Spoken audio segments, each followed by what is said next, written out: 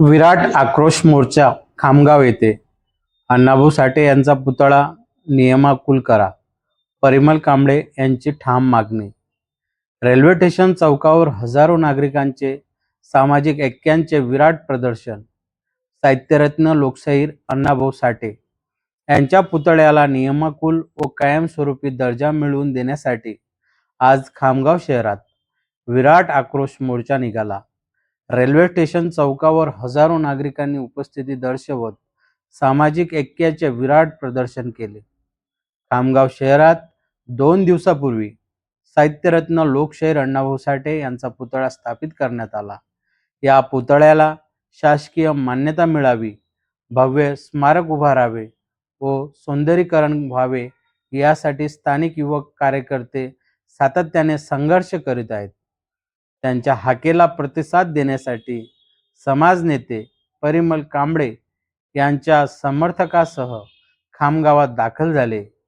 खामगाव येथील साहित्यरत्न लोकशाहीर अण्णाभाऊ साठे यांचा पुतळा प्रशासनाने लवकरात लवकर नियमाकुल करावा, भव्य स्मारक उभारण्यात यावे आणि त्यांचे सौंदर्यीकरण करण्यात यावे।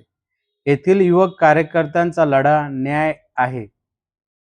लवकरच वरिष्ठ पातळीवर चर्चा करून ठोस तोडगा काढण्यात येईल। या आक्रोश मोर्चा दरम्यान पोलीस प्रशासन व नगरपालिका प्रशासन यांच्याशी चर्चा झाली।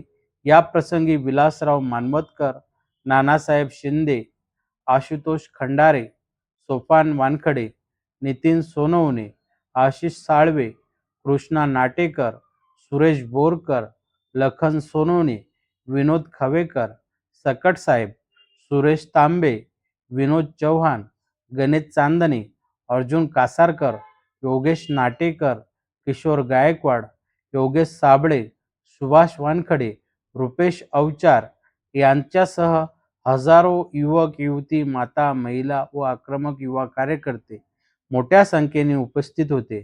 खामगाव येथील या विराट आक्रोश मोर्चाने प्रशासनावर दबाव निर्माण केला असून साहित्यरत्न लोकशाहीर अण्णाभाऊ साठे यांच्या स्मारकासंदर्भात लवकरच सकारात्मक निर्णय होण्याची अपेक्षा आहे।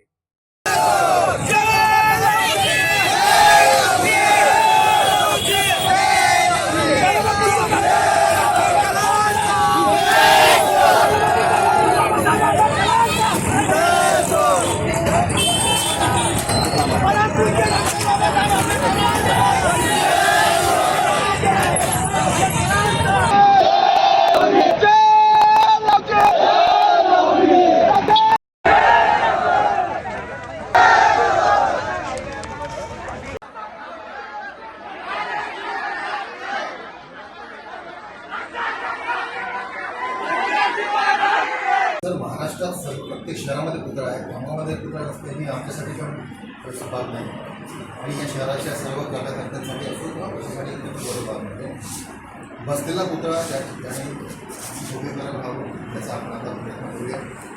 हा विषय फक्त आता खामगावपुरता राहिला नाही आहे, याचा पण सगळं महाराष्ट्र पोचलेला आहे। हाऊसमध्ये विषय आज आपल्या काही आमचे सहकारी आमदार मित्रमंडळी माननीय मोहन आमदार मोठे हे उचलणार आहे। तत्पूर्वी आपण या विषयाला लक्ष घालून कायमस्वरूपी आणि सुशोभीकरण दोन्ही विषय आपण देखील आपण